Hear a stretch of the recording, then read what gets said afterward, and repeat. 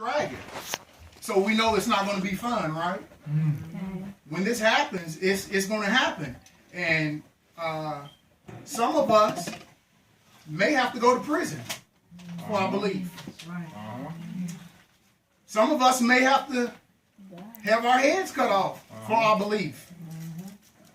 Some of us, we may lose our families for our belief. So, because we don't have the proper understanding that we are in a captivity, which we are in a captivity, and because we have it so good and so great in our captivity, we have nice homes, nice cars, we have all the food we want, we have all the pleasures that the rich have. Pretty much, if the third world is looking at us, they're like, man, I'd love to have what you have, and we complain about it. So, understanding that we are in a captivity, but many of our people don't realize that we're in a captivity. Those of us who realize that we are in a captivity and we realize the circumstances that is going on with our people, the circumstances that is going on in this country that we have been caused to reside in because of our forefathers, how did the prophets get the Most High's attention? What did he do? What did the prophets do to get his attention, to make him say, oh, uh-oh, for Daniel, he's praying. Fast. You're exactly right. Let's start off with 2 Chronicles, or 2nd degree YASHAYAHU, chapter 7. Let's do an icebreaker here. We're going to start off in verse 12. And we're going to read through verse, I'm going to mark this Bible up so much, 14. All right.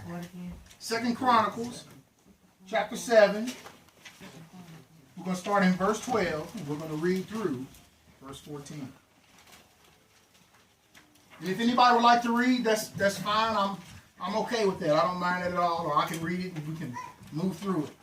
If my people, which are called by my name, shall humble themselves and pray and seek my face and turn from their wicked ways, then will I hear from heaven and forgive their sins and will heal their land. Who? Second Chronicles, chapter 7, verse 14. I went to 14. Was it supposed to be a 12? Yeah, it's okay. That's okay. No, that's the basis of the scripture that I wanted to read right there for that particular passage anyway. He hit it on the spot. I was just going to go ahead a little bit. That's great. And I like the scriptures version because it says, and my people upon whom my name is called. Upon whom my name is called. If they would humble themselves. Did it say anything about if the Gentiles would humble themselves and pray? No, it didn't. Did it say anything about all the other nations to humble themselves and pray? Didn't say that at all, did it? It says if who? My people who are called by my name would humble themselves and pray, I would heal whose land? Their land. Their land. So even though I know that there are another people in our land today, if we humbled ourselves and prayed, here being in another nation, then apparently there's power in that humbling and in that prayer to heal that land. Because I don't just look at Scripture, I understand contextually that we look at Scripture for when it was written for that particular time. But it's still talking about Israel. Yes. So if we have the same character of Yah back then making this statement and having this written by the prophets, then today that same character should apply to us today. Because we're Israel, right? That's still our land over there, right? We ain't in it. And does that land need healing? Of course it does. It needs healing. So, what I want to talk to you about today is, I have this thing that I believe that could possibly unify Israel to get the Most High's attention. Now, is it possible to get all of Israel around the world, or let's just say all the Israelites around the United States to get together? I hate to say it, but there's so much divisions amongst Israel right now. See, that's why I appreciate Brother Yosef, because Brother Yosef understands how I believe, and I understand how he believes. He can defend how he believes. I can defend how I believe. But we don't let those little, as he said it already, we don't let those things separate us from a friendship, first of all. First of all, we're brothers in YAH. It's awful. I'm telling you, it's an awful thing to be separated from your brother, your physical brother. That's right. And it's another awful thing to be separated from your spiritual brother because of a conflict. And I tell Brother Yosef this all the time. You know, if we had it down, if we had it all right and we were perfect in learning the word and we could teach it perfectly, well, then there would be no reason to go up to the house of YAH and let him teach us his ways. I mean, we got it down, right? I mean, we know it all. Ain't no sense in going to his temple and letting him teach us what the word says. No, we're not there. So it's possibly, I'm wrong about some stuff. Possibly Brother Yosef and Brother Abraham and whoever else is teaching. Possibly we all wrong about some things.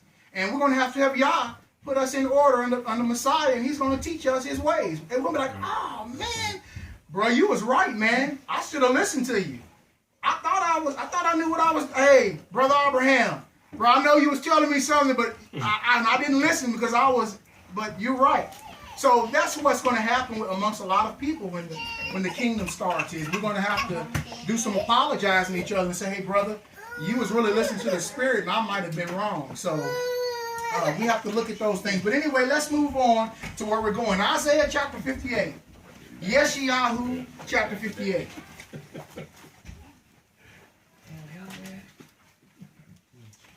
And man, when we talk about this particular subject right here, it can make your body cringe. We're going to talk about fasting. I said we're going to talk about fasting. Hallelujah. There we go. Hallelujah. See what I'm talking about? Woo! It gets you to your bone, don't it? Especially when you eat good and you like to eat. Yeah, boy, that's a fool with you. Okay, Isaiah 58. And we're going to start at verse 3. And I'll read this because there's some points I want to bring up as we go. All right. Let's start off in verse 3. They say, why have we fasted and you have not seen? Why have we afflicted our beings and you took no note? Look, in the day of your fasting, you find pleasure. Uh-oh. So you mean to tell me that in some of our fasts, we really didn't afflict our being? And some of our fasts, we thought we was getting y'all's attention, but we wasn't getting y'all's attention because we had a little pleasure going on during our fast. Now, of course, we know that Yahshua tells us, don't go stand on the corner and don't go looking like you all humdrum and, hey, I'm fasting, y'all. Look at me, I'm fasting. Yeah, he tells us not to do that. So, really, technically, nobody's even supposed to know when we do it. That's right. Nobody's supposed to know when we're doing it. Spouse might know. Maybe a brother, comrade in the faith you're real close with. You may tell, hey, bro, I need you to ask me how I'm doing, because I might slip, man. I might get a little weak. I might need to call you, or you call me and check on me. He says, you took no note. Look, in the day of your fasting, you find pleasure and drive on all your labors. Now, what does that mean? You drive on all your laborers. That means if you own a business and you got employees and they come up and call you, hey, boss. That means you're not supposed to mistreat them. That means you're supposed to pay them their right wages. You're supposed to treat them with respect. That means you don't put them down. That means you don't make their job hard. You're not a harsh employer. See, a lot of our people in Israel, we had a lot of property. And we would have people come in and work for us, for those of us who had it like that there. And when we felt like fasting, what would we do? We would go and cut our people down because we done had a bad day. We done had maybe a little argument or something with our wife, with our Isha. And you know, we mad, so we're going to go out in the field and we're going to mistreat the guys who are working for us. Some of the things it did. So, you drove on, or you drive on all your laborers. That means that you have something in your heart that's making you mistreat somebody while you fasting. Y'all not hearing that. Verse 4. Look, you fast for strife and contention. You know, sometimes people fast for silly things. They'll do a fast because I want an assembly bigger than Brother Yourself's. I mean, I want more numbers on my YouTube channel than Brother Yourself. Or I want to sing as good as Brother Abraham, and you know, I'm gonna fast if y'all give me a voice. I mean, that sounds silly, but you see the example that I'm giving. We fast over things that should not even really be fasted over. Strife and contentious things we fasting for. Y'all's not hearing it.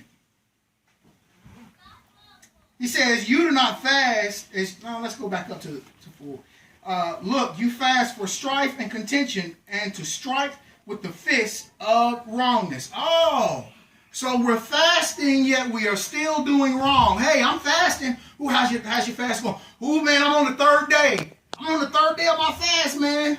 Woo! But you're over here doing wrong. You're maybe talking about somebody behind their back. Maybe you're talking about somebody's ministry. Maybe you're mistreating somebody. Hey, maybe it's your kids that's done ticked you off and you mad at them and you say something else and you're just in a bad mood now. Hey, it happens. Try having 6 kids. I'm trying to Hey, I'm human. I'm going to be real with you. I'm honest and I'm clear as it can be. It's just how it is. Your kids can tick you off. From the youngest to the oldest. Okay. Father, help me. Verse 6. Verse 5. Is this a fast that I have chosen, a day for a man to afflict his being? Is it to bow down his head like a bulrush and to spread out sackcloth and ashes? Do you call this a fast, an acceptable day to YAH? So is that a fast that YAH calls?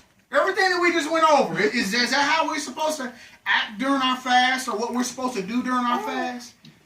No, it's not. You're not supposed to do that at all. The whole point, let me speak about spreading out sackcloth and ashes. Now, I used to ask a lot of questions. You know, why did they do sackcloth and ashes? What was that for? Oh, well, it's kind of itchy and scratchy. Well, yeah, that's true. They put sackcloth on because they didn't want to feel comfortable. I mean, they're so dedicated to YAH and want them to see their brokenness that they don't want no part of their life to be comfortable. Tell me, does that work in this country? No, this country teaches us to be comfortable. Everything we can't be too hot. No, can't be too cold. Can't help my car can't be too fast. No, can't be too slow. We got all kind of choices in this country, and it teaches us to be comfortable. But see, when we fast, there is no part of our life that is supposed to be comfortable whatsoever. That's why they wore sackcloth, as to not be comfortable. And the ashes. Why in the world are they throwing ashes up on top of their body and sprinkling themselves with ashes? It doesn't make any sense. Well, that's what I want to do. I want to find out why they're doing it. Well, I found out why they did it. It means that you are nothing. You're telling YAH, Master, I'm nothing before you. I realize I'm nothing. I'm nobody. And so they put ashes on their body, showing them, I'm just like the dirt, Father. I'm nothing before you. I realize my wrong. I realize what I've done against you. I realize what somebody's done against me. I'm broken before you, Master. Please see my heart. That's how some of the kings got y'all to change their mind. That's right. Hallelujah. That's how it happens. Verse 6. Is this not the fast that I have chosen to loosen the tight cords of wrongness? So when we fast, there is something supernatural that happens that looses the tight cords of wrongness. It will soften your heart. When you have a hate towards somebody, a dislike towards somebody, when you have something that's going on in you that's making you act evil or have an evil spirit, guess what? Sounds like we need to fast. Because Yah says it'll loosen those cords. To undo the bands of the yoke. Now, we know about yokes. We've heard about that. Things that weigh you down. You know, you packing stuff. You're pulling. It's got you bound. It's to break that yoke off. I used to hear that in church all the time. We're going to break the yoke of. This is not what I learned. We fast to break yokes off of us. If we got a smoking problem, fast. Get that yoke broke. If you got a sexual problem, fast. Get that yoke broke. If you got a drinking problem, fast. Get that yoke broke. If you have a problem where you can't love your wife like you're supposed to, fast. Get that yoke broke. Wives, if you have a problem loving your husband, fast. Get that yoke broke. Hallelujah. You'll never hear me talk about one without talking about the other, because we both know it's a two-way thing in a marriage. But I can tell you that most times it is the man. Did you hear me, brothers? Most times when we have problems in our marriage, it is the man. Doesn't matter whether it looks like it's their fault or not. It comes back to us. Just the way that it is. Got to go back to verse 6 again. Is this not the fast that I have chosen? Y'all saying, is this the fast I chose you to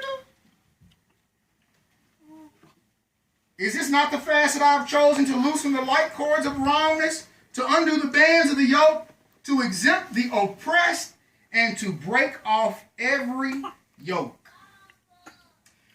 Verse 7. Is it not to share your bread with the hungry?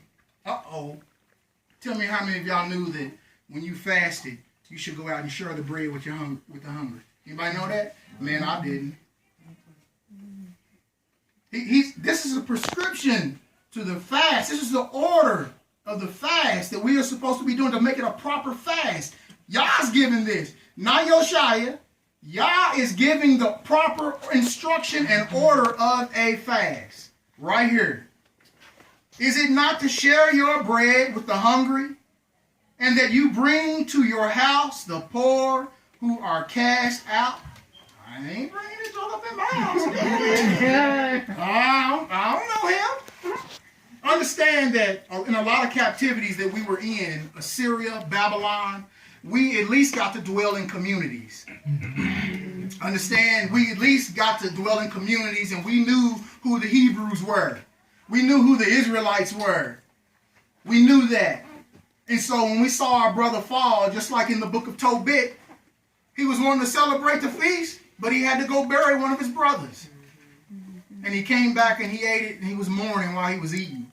And that's the same way with us. I know it's a little tougher for us now because we see us all over the place, sleeping up under bridges and everything. It's just a way of life, what we've seen. But see, there was a time in the captivity when you saw your brother down, you went over and you picked him up. Hey, brother, come home with me, and we're going to give you a place to stay tonight. Give you some food and send you on your way. See, we lost that. We have no idea. We have no concept of that. Why? Because this country teaches us to think about moi.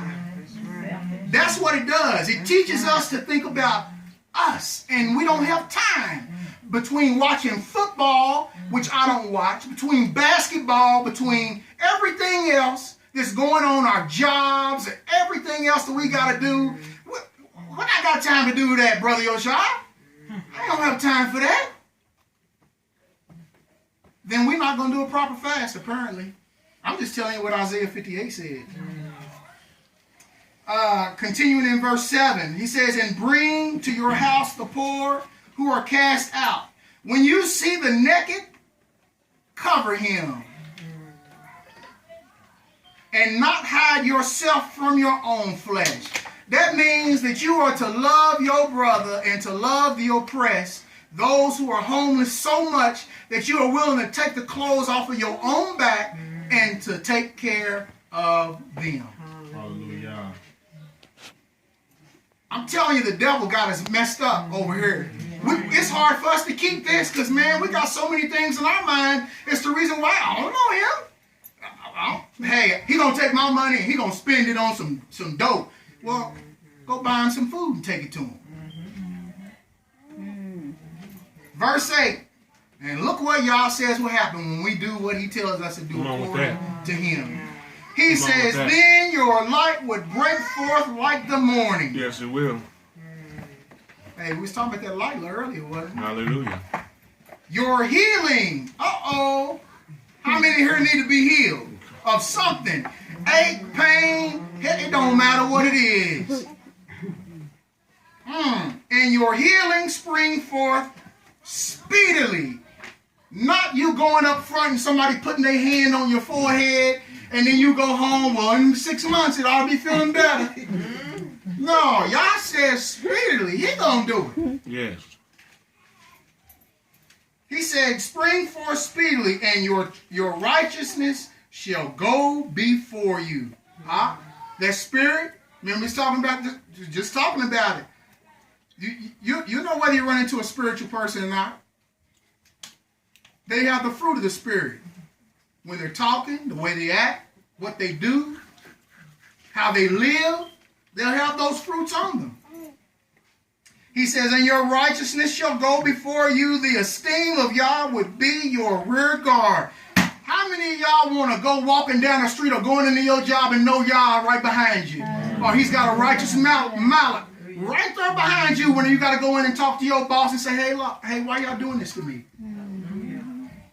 Or some of us who may be a little bit more timid to go to our employers or go to somebody and talk to them about a conflict we might have. We much rather just sit there and just stew in it rather than going to our brother or to our sister that we have a problem with and knowing that Yah is our rear guard because we've tried to be as righteous about the situation as we possibly can. So therefore, I don't have no fear. Yah's behind me, and I'm going to go clear this up with my brother.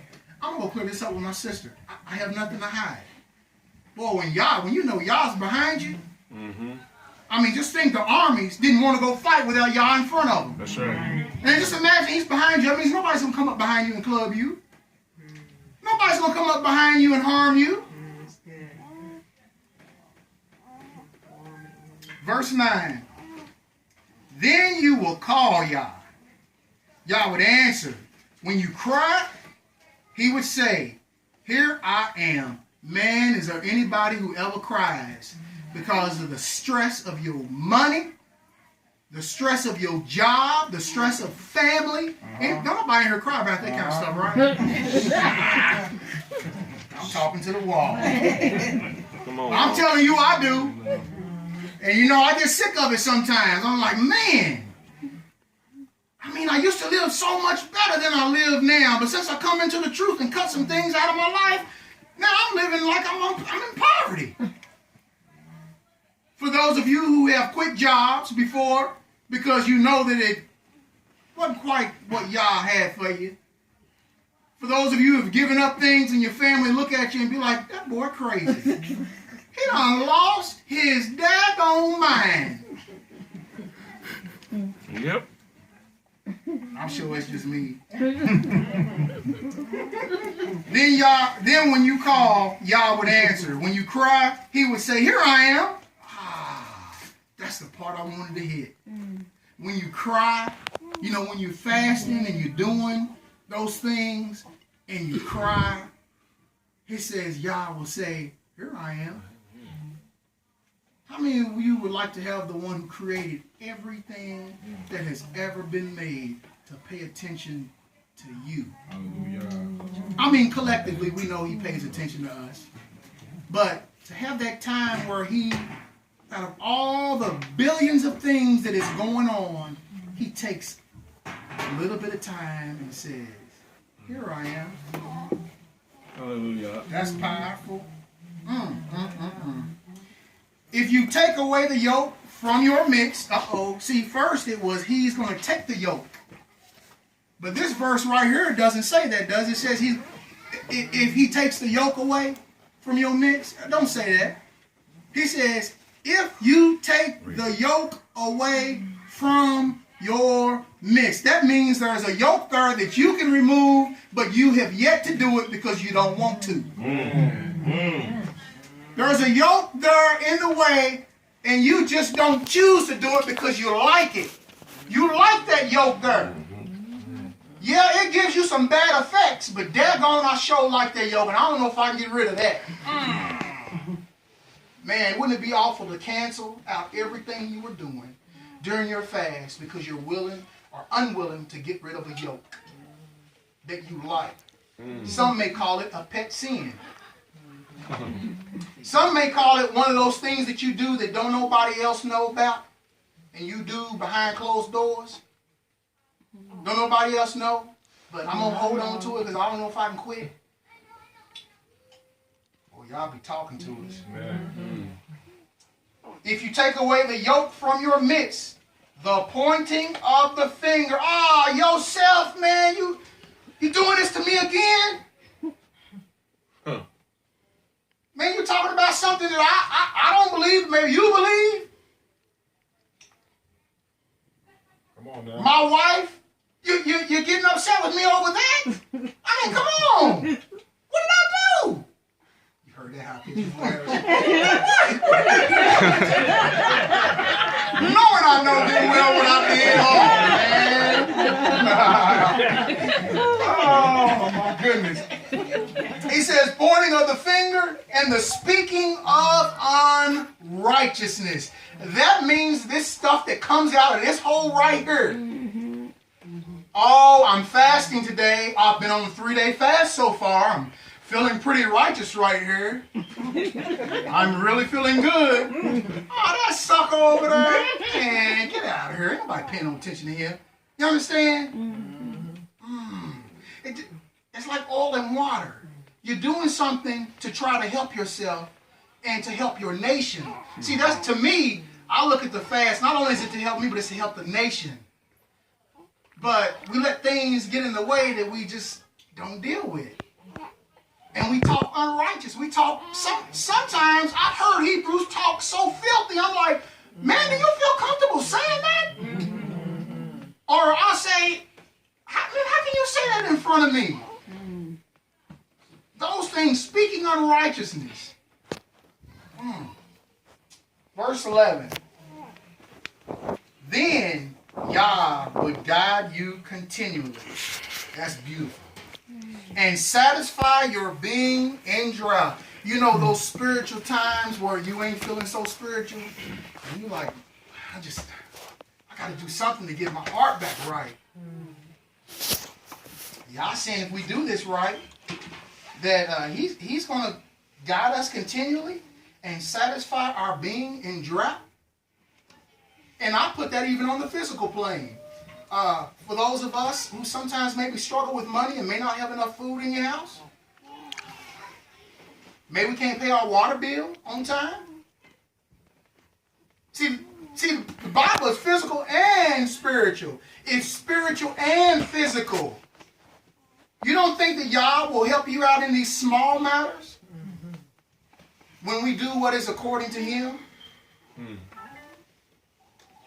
He says, verse 10, if you extend your being to the hungry and satisfy the afflicted being, then your light shall dawn in the darkness, and your darkness be as noon. Then YAH would guide you continually and satisfy your being in drought and strengthen your bones. Don't that sound like a healing? Hallelujah. Don't that sound like, for those of us, I'm going on the physical here, for those of us who have those creaky joints, man, we got that cartilage is so wore out in our hips and in our knees. Don't that sound like YAH has the power to restore our bones? Spiritually speaking, don't this sound like YAH giving us strength to do this walk? Does it not take strength to walk with YAH? You better believe it takes strength to walk with YAH. You go out here on these streets and see what it's got to offer you. When you're trying to raise your children the right way and you see the world wants to try to take your children from you, you'll know what strength is.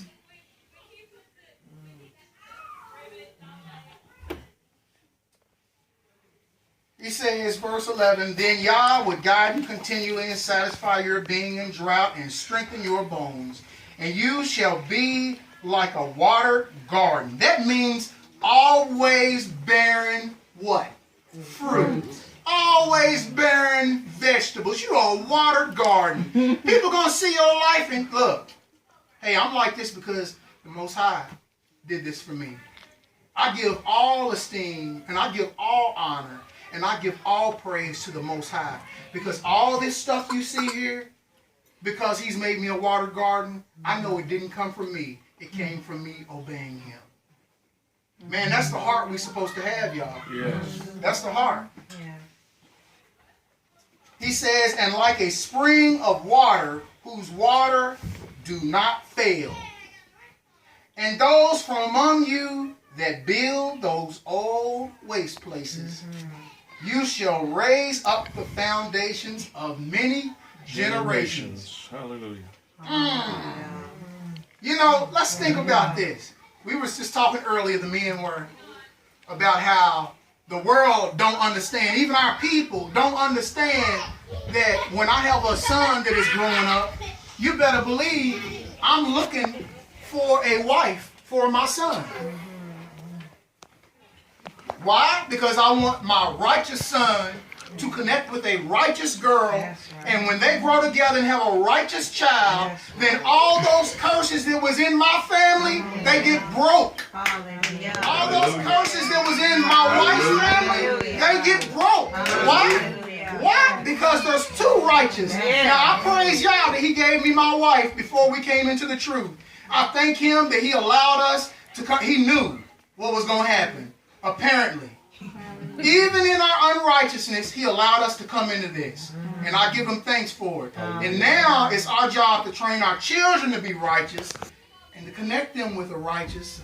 And see those old family history, those familiar family spirits that used to be in your family, because your kids are living righteously, they're no longer in your family no more. Why? Because your family is living righteously. Because you help restore the waste places through the power of YAH. That's what it's about. And the last part it says, and you would be called the repairers of the breach. Now I believe also, it's talking about that land over there too. I believe that some of us, possibly our descendants, y'all gonna use us to repair the breach over there in our land. And that could be in our lifetime, y'all. Y'all better watch the things that's going on here today. A lot of this stuff is coming true. That's right. Quite a bit of it. And I know a lot of us grew up in church saying, we've heard all our lives. It's been going on all the time. Every preacher always says, oh, he's going to be coming back.